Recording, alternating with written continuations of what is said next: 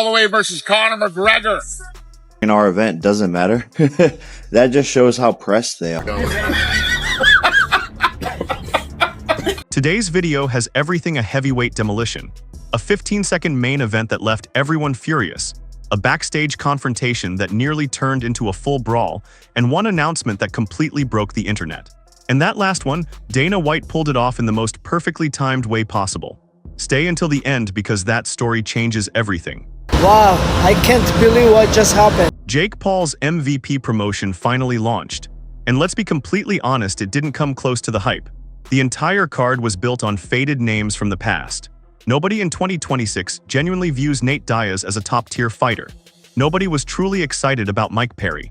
And Francis Ngannou, a guy who fought just once in MMA over the last 3 years, couldn't even get a decent opponent. Felipe Lins looked defeated before the fight even started.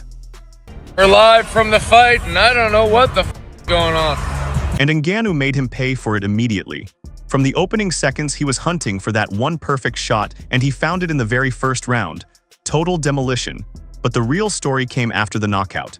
With John Jones sitting cageside watching every second of it, Ngannou grabbed the mic and officially called him out, stating that this legendary super fight absolutely needs to happen before he finally retires.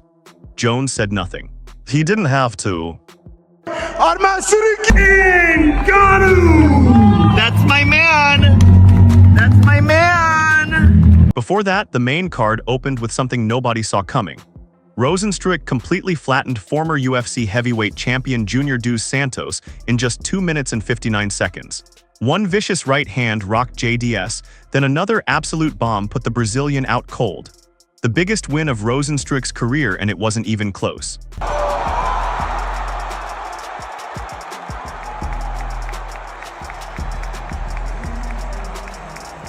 Then came the co-main event. Mike Perry versus Nate Diaz was exactly what you expected and somehow even more chaotic. Both fighters showed their legendary ironclad character and turned that cage into an absolute crime scene. If you came for violence, you got your money's worth.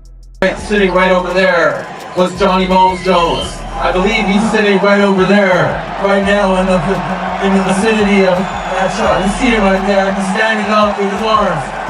What do you want to say to John Jones, who's here watching you fight? Hello guys, here's the Predator. We are back in the business. Get it done one more time. After what, 18 months?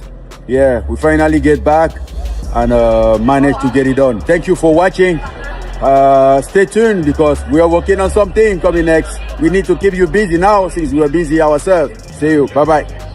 And then came the main event, the fight that was supposed to be the UFC killer. The historic clash everyone paid to see. It lasted 15 seconds. Ronda Rousey locked in her signature armbar, and Gina Carano, who hadn't stepped inside a cage in 17 years, basically handed over her arm without even attempting to defend it. That was it, complete and total disappointment. Though to be fair, for a first event, the tournament format worked, the fighters got big paychecks, and some fights genuinely delivered. MVP has a foundation, but they need real stars fast.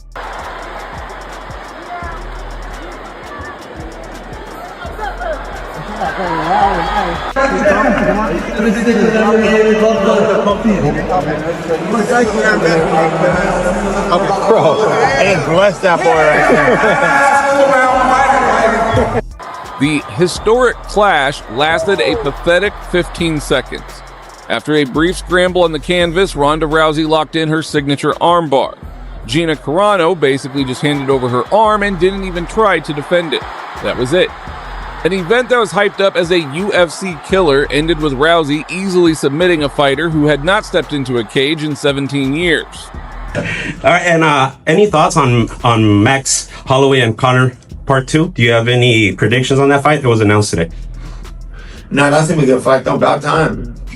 Shouldn't they have fought a long time ago? Yeah, they just rematch, right? Yeah, that's good. And then because Conor was taking him down the last time, and they both did good. Yeah, that's gonna be a good fight. Yeah, Dana announced it while Francis Ngannou was walking out. So yeah. Oh, nice. Yeah, that's a good fight. Oh, it's way overdue. Yeah, happened a long time ago. And I think Max is gonna piece him up. You think so? Yeah. Yeah, I don't know. We'll see what happens. Yeah. The biggest moment of the entire evening didn't happen inside the MVP cage. It happened outside of it. Dana White waited for Francis Ngannou's walkout, jumped on Instagram Live at the perfect moment, and officially announced it. Conor McGregor versus Max Holloway 2 at UFC 329. People immediately started joking that Dana planned this all night just to hijack MVP's spotlight.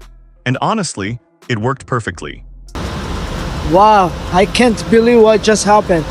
Because I training with Gina Carano and she's so good. It was hard to take her down, clinch, and of course submit her. She has a good striking, but Ronda Rousey make look easy. Like, it's crazy for me, but I think Gina Carano has to fight one more time, minimum, because she has to show how good she is. Because I know, because I trained with Gina Carano. So congratulations to legend Ronda Rousey, great fight. Yeah, it was so unfortunate because it was so quick. Though I know how good fight could be, and I was believe the Gina Carano can win this fight. Like I said, because I experienced and I trained with her, and I know how good she is. If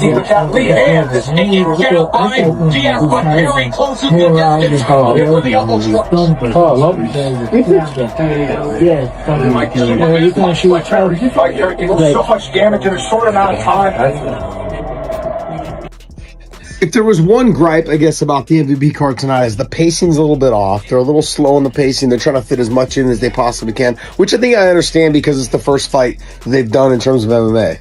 But you have to understand that I think fight fans, we just want to see fights. And I'm a fan, a former fighter, whatever you want to call it, but I'm still a fan.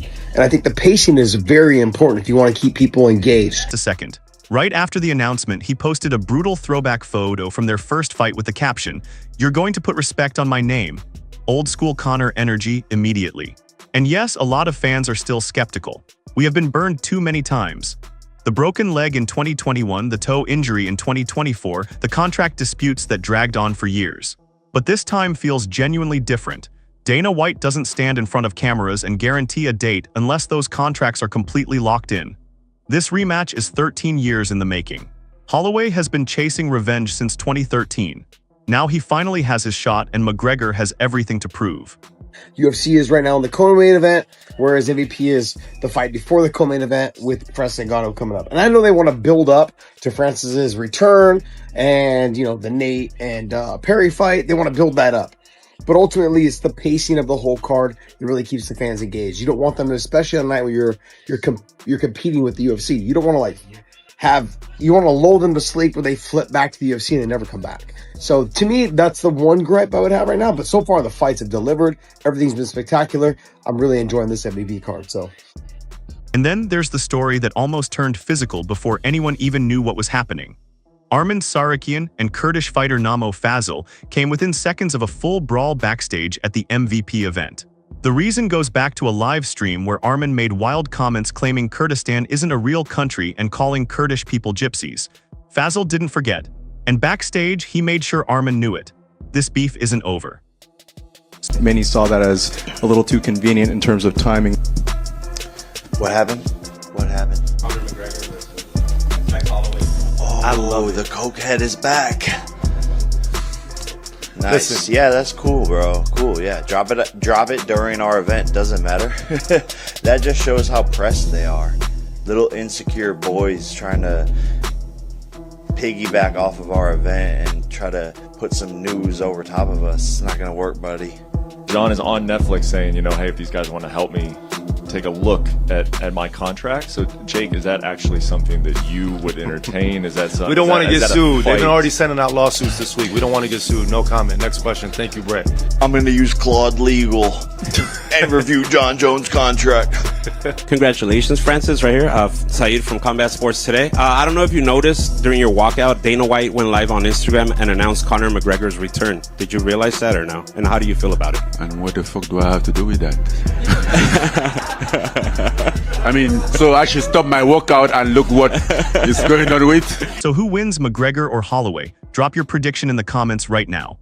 If this video kept you locked in, hit like, subscribe, and turn on notifications.